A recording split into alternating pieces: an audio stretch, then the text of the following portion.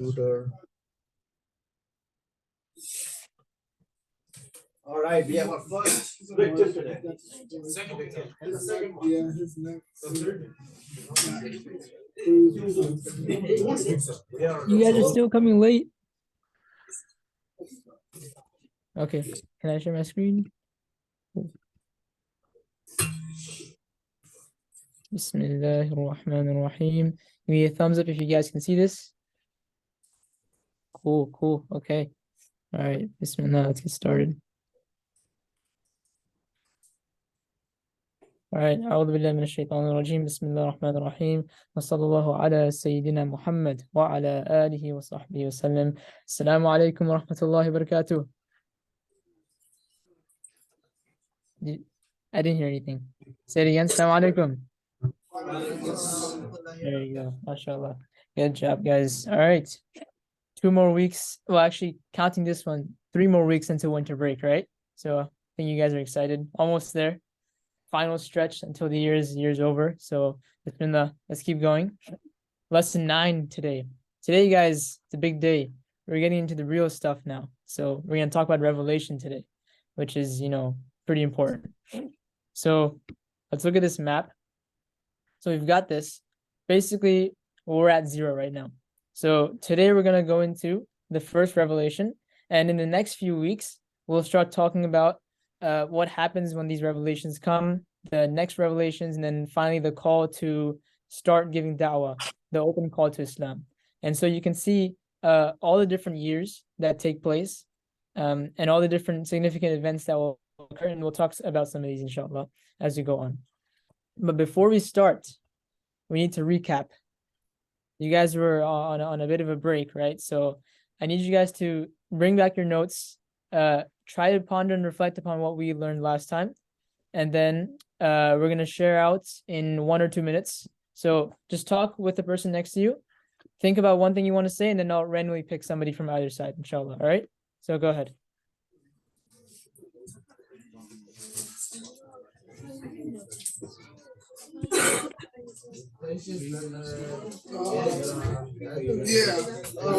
Last week we're Sunday school the essence of Surah. And then we're talking about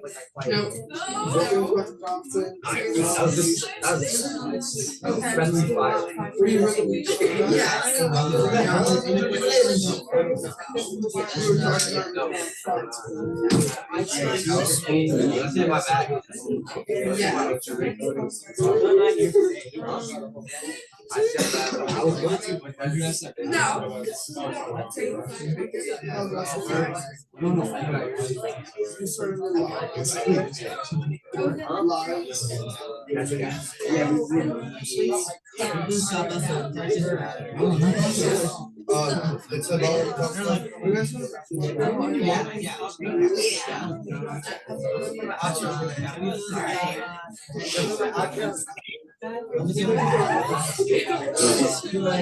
It's All right, guys.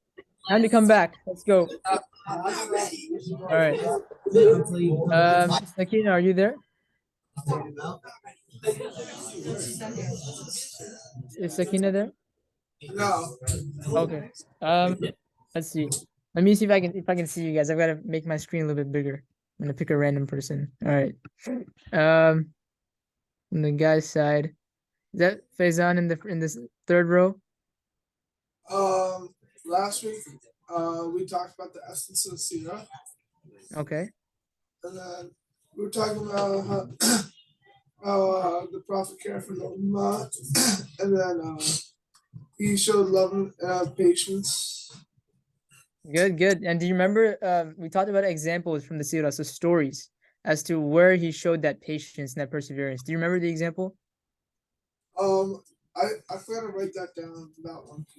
That's all right, no worries. So good points though. Certain things that I wanted to recall and just bring back were that when we see the love of the Prophet ﷺ, he said literally that we're his brothers, basically like you and I in this room. Well, I'm not in the same room as you guys, but you get the idea.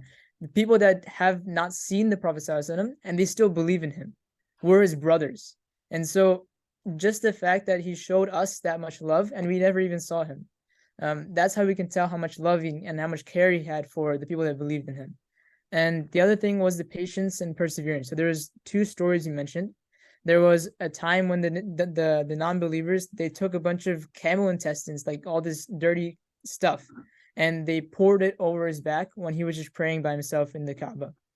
So obviously, if that happens to one of us, that's well, it's kind of angering, and it's also just really weird. But in that moment, he stayed patient and he continued doing what he was doing, and he didn't get upset or angry. He didn't show that to those people that were trying to provoke him. And the last story was when he went to a city called Ta'if. So he went from Mecca and he walked all the way to a pretty far city called Ta'if. And he was trying to find a city where they could practice Islam openly and freely. And when he tried to do this, he was basically rejected in a very harsh manner because the people in Ta'if, they all stood on the streets as he was trying to leave and they pelted stones at him until his feet were bleeding and his sandals were soaked in blood. So even then, he had the opportunity, like when that happened, he was outside the city and he was resting under a tree. And an angel came to him and said, listen, if you make a prayer, if you make a dua right now, we can crush this city between the two mountains that it's between. Like they cause you so much pain. Just tell me, I'm gonna crush these people. And even in that moment, thinking about walking so long with so much effort and pain and being rejected in such a terrible manner, even then, the Prophet ﷺ stayed patient. And he said, listen, I don't want to do that. I hope that someday these people will believe in my message. I hope that one day there's going to be Muslims here. And eventually that's what happened. So he didn't crush the city.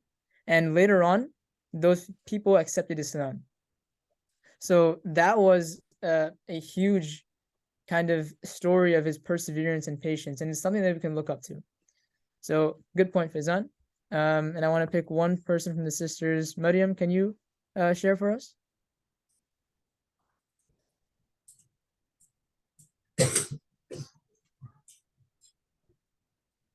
Sorry, I couldn't hear. Which Maryam? Oh, Maryam Wasim.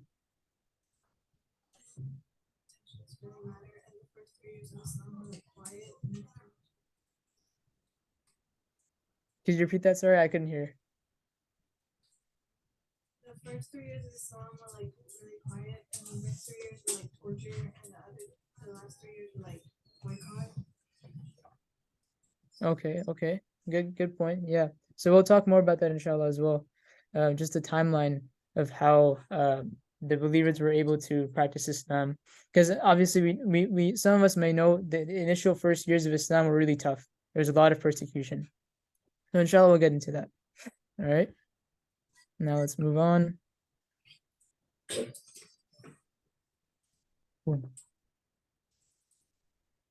Okay, so we went over this recap.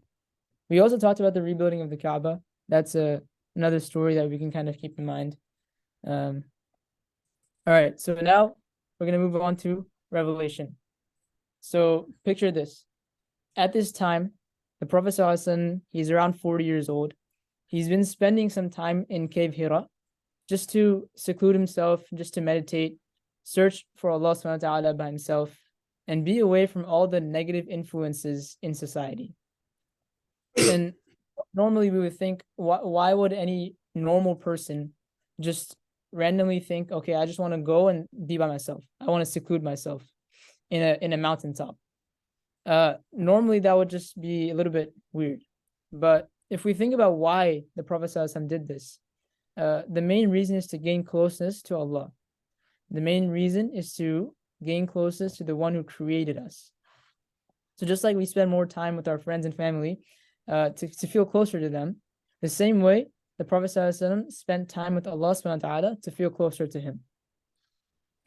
And one thing we should know is that each and every single one of us, all of us that are Muslims, we each have a relationship with Allah, our creator.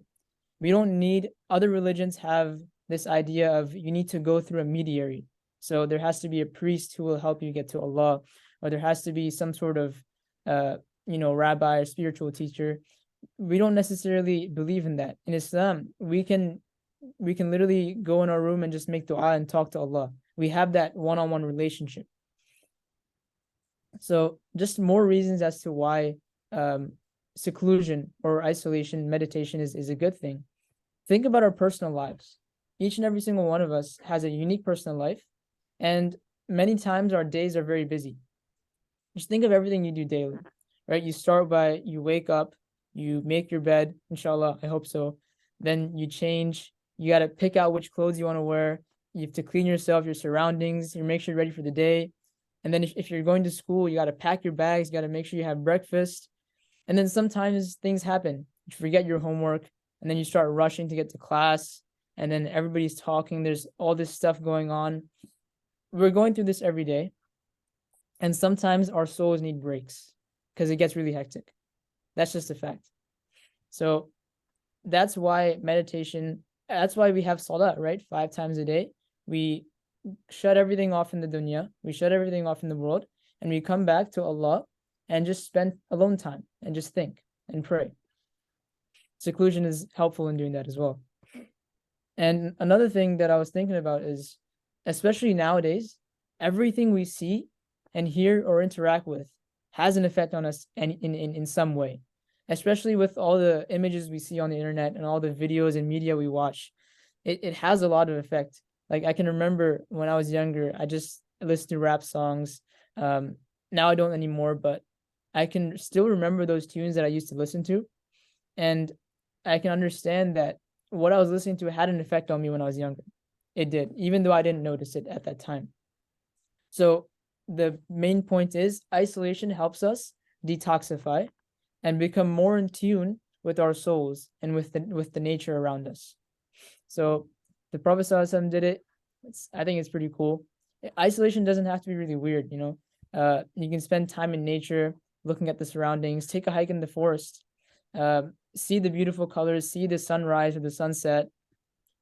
Like think about it. You guys know this popular scene, I guess. Just think about sitting peacefully underneath a roof. You're looking at the beautiful sunrise. Everything is in balance, sort of like this. Okay.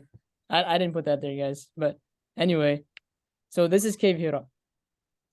And that's the essence of what I'm trying to get to you guys, is that it's not a weird thing to do. It's actually something helpful for all of us. And so this is what the Prophet ﷺ used to do. He was reflecting and he was sitting here by himself, and it's a good view too. So I don't know. But anyway, the Prophet ﷺ was sitting in Cave Hira, and at the time of the first revelation, he had actually seen a dream that something like this would happen. So he's sitting in Cave Hira, and all of a sudden, an angel comes, and the angel says, "Iqra," recite or read. So the angel says, "Iqra," and the Prophet ﷺ says, "Ma ana biqari." I'm not a reciter. I can't read. We know that the Prophet ﷺ was actually unlettered, so he didn't know how to read or write. So he said that, "Ma ana biqari," I cannot read. And then the angel, he came and he grabbed the Prophet ﷺ. He squeezed him until the Prophet ﷺ said that he could feel like he could not breathe anymore. That's how tight that grab was. And then he lets him go. And the angel says again, "Iqra," recite. And the same thing happens again. "Ma ana biqari," I cannot read. I'm unlettered. And so he grabs him again and squeezes him. And then the third time he says, "Iqra." And then the verses come. "Iqra bismi rabbika alladhi khalaq." So the first 5 verses of Surah Al-Alaq. And then the Prophet ﷺ is listening to this, right? And then what happens is he runs down the mountain. He's scared, he's trembling, and he runs back home. And his heart is trembling with fear. And he goes to his wife Khadija radiallahu anha, and he says, "Cover me, cover me. Zammiluni, zammiluni." Literally, cover me. So what we understand here from this event, this is the first revelation. And we understand that when those words were given to the Prophet ﷺ, "Iqra bismi rabbika alladhi khalaq, alladhi khalaqa al-insana min 'alaq, iqra wa rabbuka al-akram, alladhi 'allama bil qalam, 'allama al-insana ma lam ya'lam." When he heard this for the first time, just imagine, he's in a cave, he's by himself, he's up in the mountains, so he doesn't hear anybody or see anybody coming. And all of a sudden, this really luminous figure comes and he grabs him and squeezes him 3 times. And then he says these beautifully poetic words. It's a very frightening and heavy event. The Quran itself, the word of God, it actually has a very heavy spiritual energy too. And we'll talk about this and how it manifests in the Prophet ﷺ's life. But just the words that he heard and the entire event, it's very surprising. It's very fearful. Like a random person came out in the dark and just started squeezing him. So obviously we know this story. We know that the Prophet ﷺ was going to be alive after. But in that moment, he didn't have a clue as to what's going to happen to him, whether he's going to die at that moment, whether he's going to, keep living. So he comes back and he says to Khadija, I feel like something's going to happen to me. I'm scared. And then at this point, Khadija, who has been his wife for 15 years now, has watched him over the years and seen him grow and become even more and more special. Khadija says, Kalla, like no. Wallahi, by Allah, Allah would never disappoint you because you keep your family ties, you carry the burdens of those who suffer, you help people, you spend on those who have need, meaning that they're deprived, you host, you're very hospitable, and you stand up for those who are oppressed. So he's all these good characteristics that Khadija radiallahu anha is talking about. You keep your family ties, you carry the burden of those who are weak, you help the oppressed. All of these are social interactions. All of these are the character of the Prophet ﷺ, and this is what Khadija radiallahu anha is noticing over these 15 years. So people will judge you. This is important to know. People will judge you based on how you act with other people, whether or not you're nice to other people, whether or not you have good character with them. How you treat people is very important. You could be this pious Muslim that prays 1,000 times a day, right? But if you come back home and you yell at your parents or you treat your siblings badly, that's not a good sign. So it's basically like you're doing all this worship, but you're not treating your fellow brothers and sisters correctly. That's a red flag. And that's not what the Prophet ﷺ did. He used to have the best character. And so this is what Khadija radiallahu anha is noticing. And she's saying that there's no way God could do something bad to you. You're always good to everyone. So in essence, Khadija is supporting, she's consoling the Prophet ﷺ based on his character. And the culmination of this is a hadith. The Prophet ﷺ said that Allah will be in the service of an individual, meaning one of us, as long as we are in the service of somebody else. So as long as we are helping our brothers and sisters, even if it's one person who needs help, even if it's one person, like for example, an elderly person that needs to walk across the street, it's a common example. But still, you go and help that person for a pure intention, for the sake of Allah, for the sake of helping this person, and Allah will be in your service. Allah will continue to help you. So that's how our character is talked about in the deen and how the Prophet ﷺ's character was. However, this doesn't mean that our fasting, our prayers are not important. All of these aspects of Islam are important, but we should be extra considerate about how we treat others. All right? So going back to this story, Khadija, then she goes to her cousin, Waraqa ibn Nawfal. He's a very important figure. And she tells him, listen, my husband has had this experience. What can you say about this? And Waraqa, who is a very knowledgeable and wise person, at this time he's also very old, and he's an accurate Christian. So think of this. This is about 600 years after Isa alayhi salam, so after Jesus came. And by this time, the Christianity has been corrupted, has been taken away from its original doctrines. But Waraqa is an accurate Christian. So he's from the original tradition of Isa alayhi salam, which means he's a righteous person. So Waraqa is very knowledgeable, he's righteous, And he says to Khadija, if you're telling me the truth, then this is the angel that came to Musa. This is the same one. So then Khadija comes back and she says, let's go together. Muhammad sallallahu alaihi wasallam, let's go together. And we're going to tell Waraqah about what happened.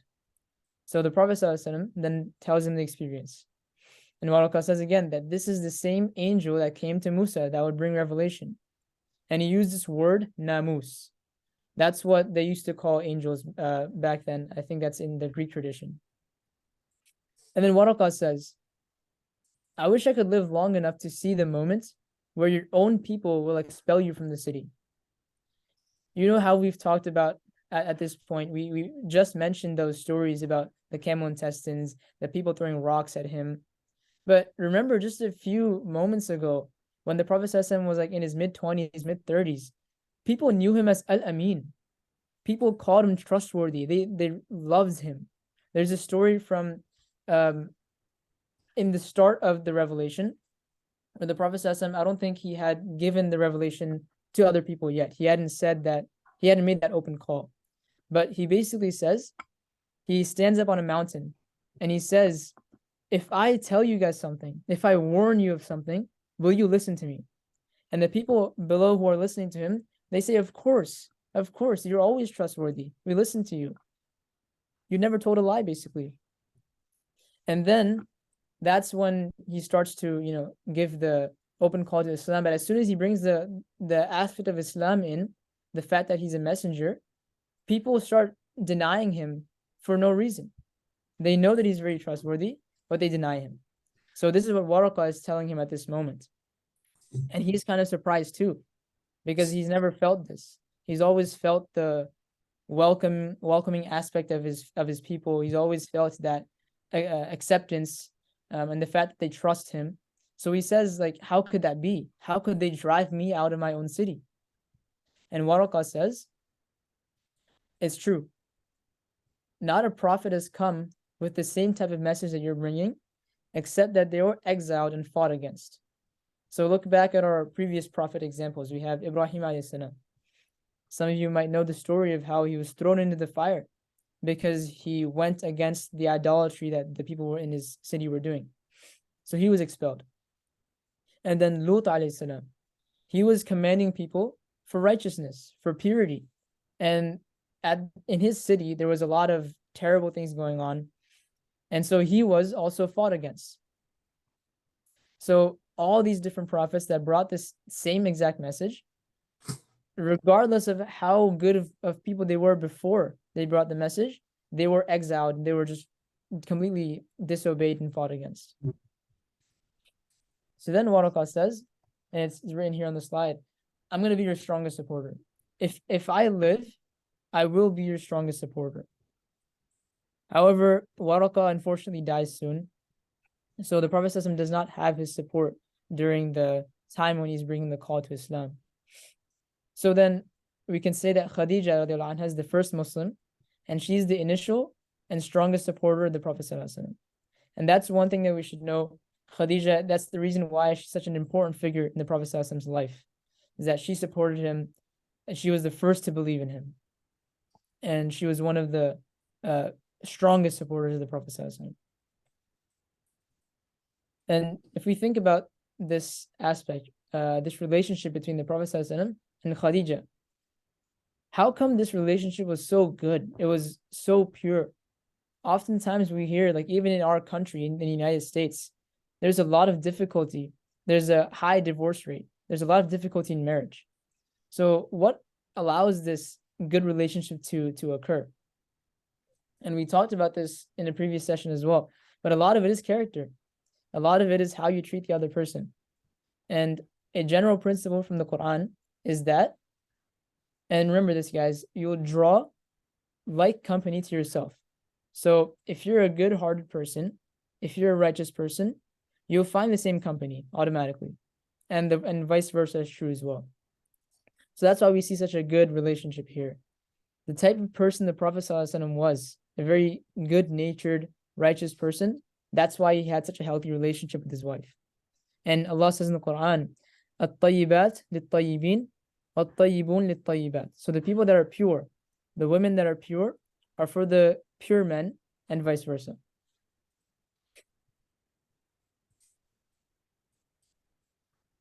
Okay, 1 second. So just a few more points on this slide. Some important points that we want to kind of remember. When the Prophet ﷺ came and he's talking to Khadija, the first thing he said was what? Cover me, zammiluni. And a parallel we find in the Quran, again about a husband and wife, is that Allah says, Antum libasul lahun wa hunna libasul lakum. You, as in men, are a garment for your married wives, and they likewise are a garment for you. So what does this mean? Why is this metaphor of garments being used? Think about what a cloth does for us. Alhamdulillah, we're all wearing clothes. It's a very good sign. But just think about the reason as to why we wear clothes. The very first reason, of course, is that we want to cover our body, we want to protect ourselves. But that's not the only reason why we wear clothes. It's also for beautification. It's also for if we are hurt somewhere, then we can cover ourselves and we can make sure that that hurt is not seen by other people. So it's beautification, it's honor as well.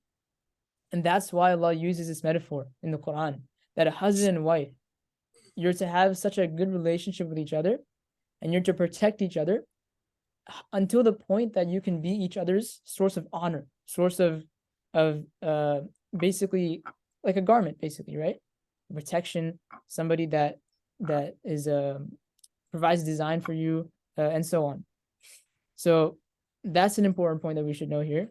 This is a good example of a relationship between a husband and a wife.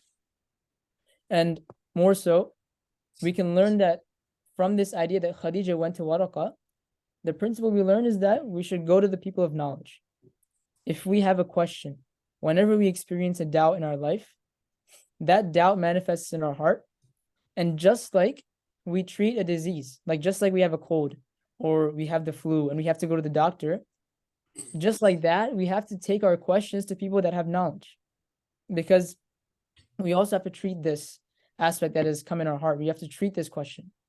So go to the people of knowledge, ask the people that know, and you'll be following the example that Khadija has set for us. All right. So we're going to end today with this slide. And then next time we'll talk about the next revelations. But how does the Prophet ﷺ actually gain revelation? How does it come? In Cave Hira, Angel Jibreel came himself, right? And he gave him the revelation. He gave him the 5 verses.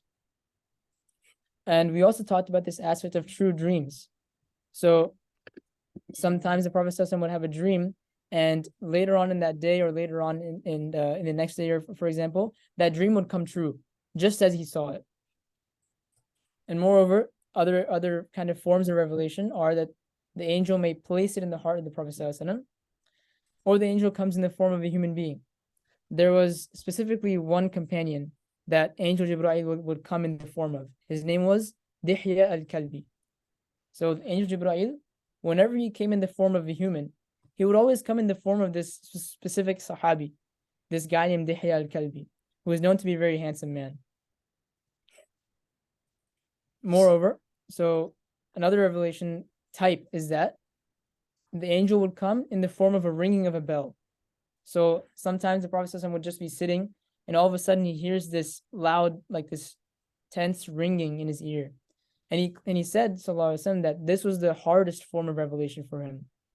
It's a very difficult thing to bear. Another thing is that sometimes he would just be sitting, just normally, and all of a sudden he would start sweating, like he would start sweating beads of sweat. And so think about it, it's like, why is he sweating so much? Why is it so difficult for him? Well, the Quran was a very, very heavy word. Allah says in the Quran, Inna sanulqi alayka qawlan thaqila. So we're going to give you a thaqil, a very heavy word. And this is what I was talking about when I mentioned the spiritual energy of the Quran. It's a very heavy, heavy thing. It's a very powerful, moving speech. Oftentimes, if you guys go on a rabbit hole and you see like videos on YouTube, you can find people in Taraweeh They're just listening to the reciter and they're crying. They're just crying. And sometimes they don't even understand what the reciter is saying. But the tune, the melody, the speech of God is so powerful. It moves your heart.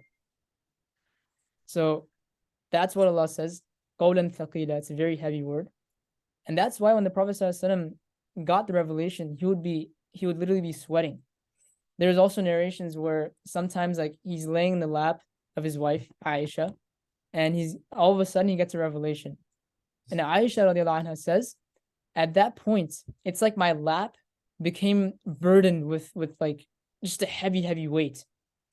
So in the real world, outside, nobody could see that the Prophet ﷺ was receiving revelation. There was an angel there. The Prophet ﷺ could see that. But like Aisha radiallahu anha said, his head was in her lap, and her lap all of a sudden became really heavy. Like it's like boulders just sat on her lap and it pushed her leg down. So that's the physical nature as well of revelation, which is I thought when I learned that I was very interested. I just learned that this year. So it's and another thing that we should know, the Prophet ﷺ had the most discourse with Allah out of all the prophets. So narrations say that Musa alayhi salam, who's known as Kalimullah, this word called Kalimullah. Musa alayhi salam is known as the one who talked with Allah. And he had about 10 to 15 talks with Allah Ta'ala. Prophet ﷺ, he had almost 2,200 episodes like this. So think about that. 10 to 15 versus 2,000 plus of these extremely heavy episodes that one would be exhausting for one of us. One would completely tire us out. And he had more than 2,000 of these. So it goes to show you, one, just how strong and perseverant the Prophet ﷺ was. And two, how heavy this word of revelation, the Quran, how much weight and significance it has. So I honestly, when I reflect on this, when I learned this, I just thought to myself, like, there's no way I can pick up a Quran and pick it up in the same manner that I used to now. Now I pick it up and I'm just holding it, I'm looking at it, I'm like, subhanAllah, this thing is significant, this thing is very valuable. So that's what I learned from it. And then another thing was that sometimes the angel would come in his original form. So there's narrations, the Prophet ﷺ said one time he saw Angel Jibreel, and he was in his actual angelic form. So the angels can come in the form of humans, they can come in different forms, and they also have an original form. So when he saw Angel Jibreel, sallallahu alaihi wasallam, he said that his one of his wings covered the entire horizon, and he had 600 wings. So one was enough to cover the entire earth, whatever you could see, and there were 600 more like that. And on the wings of Angel Jibreel, there were literally pearls and corals and rubies and gems dropping down. That's the beauty of Angel Jibreel. So sometimes revelation came like this. And lastly, there's also a form where it came directly from Allah subhanahu wa ta'ala. So we'll talk about this event that I've been talking about as well, Isra al-Mi'raj. That's when the Prophet ﷺ went up to the heavens. And that's when he received from Allah subhanahu wa ta'ala direct revelation. So these are some modes of revelation. And guys, I know some of you guys are listening to this and you're looking at this point right here. Angel comes like the ringing of a bell.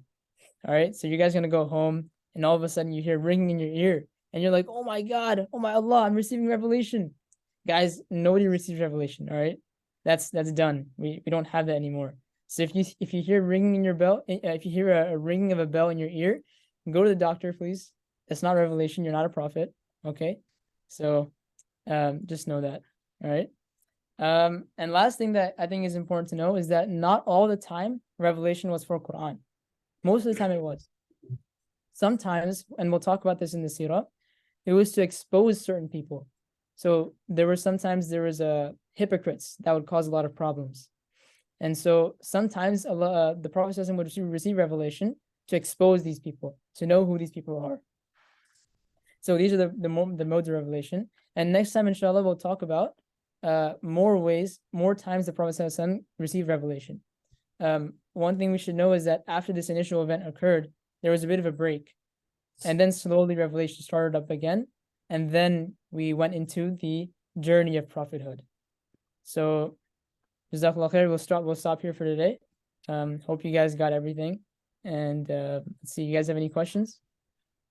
If you want to think for a minute, go ahead. But we'll take some questions, inshallah. We have one question in the back, Sabit, go ahead. And be loud. Okay. My guy always asking questions, mashallah.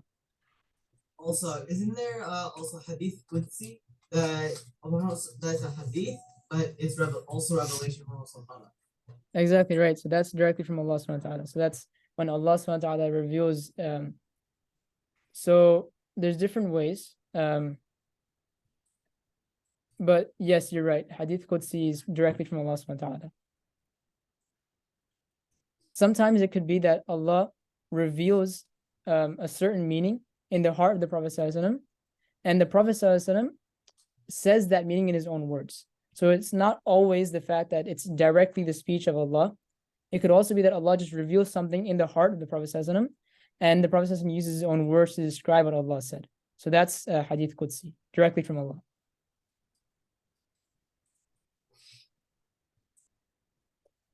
Other questions?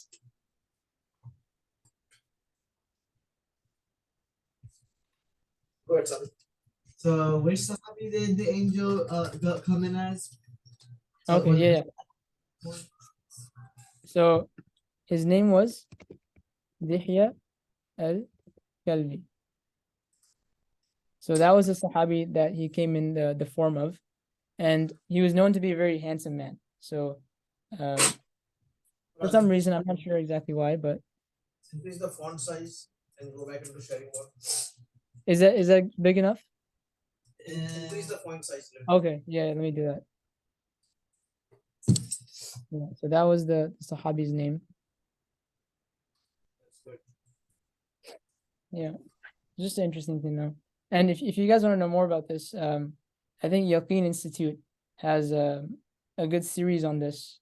They have an entire series on angels, but there's one episode specifically where he talks. Imam Umar Sulaiman talks about the Sahabi Dihya al-Kalbi and how Angel Jibreel would take his form. So maybe I can try to find that for you guys and then send it to you.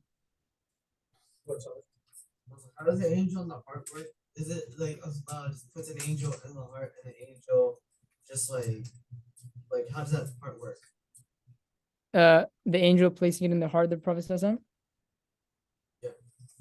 How does the angel take the form of a human being, for example, the Sahabi? Yeah. I mean, I'm not sure exactly how it happened. He just you can kind of tell, like for example, there's a very famous hadith where Angel Jibreel. So I'll tell you guys a story, right? All the Sahabi, like the major Sahabi, like Umar radiallahu anhu, Umar ibn al-Khattab, they're sitting next to the Prophet sallallahu alaihi wasallam in just a gathering one day, just a normal gathering. And all of a sudden, they see this random person walk into the gathering. He's wearing all white and he's just like he's blaring with light. He's just like he has so much light, very, very black hair. And normally in the desert, if you haven't seen somebody in your city ever, you can assume that this person is a traveler. Because this person's like, imagine somebody walks into your house and they're not part of your family. You know right away that that person doesn't belong there. But this person walked into the gathering of the Prophet ﷺ, and he had no trace of travel, no dirt, no dust, no weariness. It's almost like he came from the sky and literally just walked in, right? And that's exactly what happened. So just from the description, you can tell that the angel just came and took the shape of a human, and he walked in. And then this story, it's narrated in a very famous hadith where the angel Jibreel comes, he talks with the Prophet ﷺ, and he asks him a series of questions like, what is Islam? What is Iman? What is Ihsan? And all of the Sahabis, all of the companions, they're sitting around the Prophet ﷺ, and the Prophet is responding. And this guy who they've never seen, he's basically saying to the Prophet ﷺ, hey, what you said is correct. I know it's correct. And I'm going to still ask you questions. And the companions were like, this guy is crazy. You've never seen this guy. And he's saying that the Prophet ﷺ is right in his answers.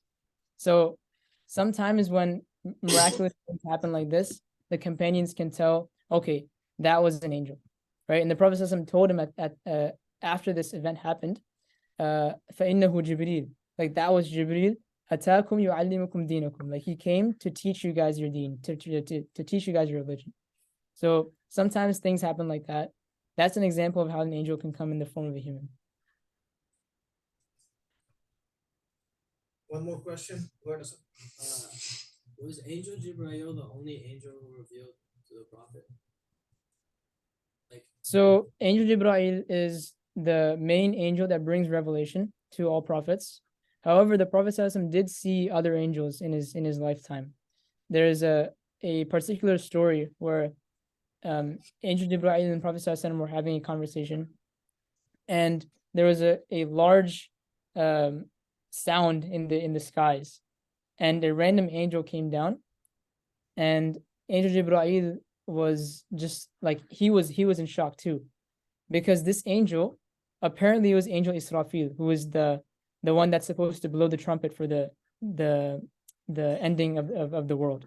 So yes, the Prophet ﷺ did see other angels, but for the most part, it was Angel Jibreel who was revealing to him, because he's the archangel. He's the one that brings the message of Allah to all the prophets. Thank you. Yep. All right. That's it for today for us. All right. Thank you guys. Once again. Wayakum. Inshallah, I'll see you guys next week, hopefully. And take care and then. Assalamu alaikum wa rahmatullah.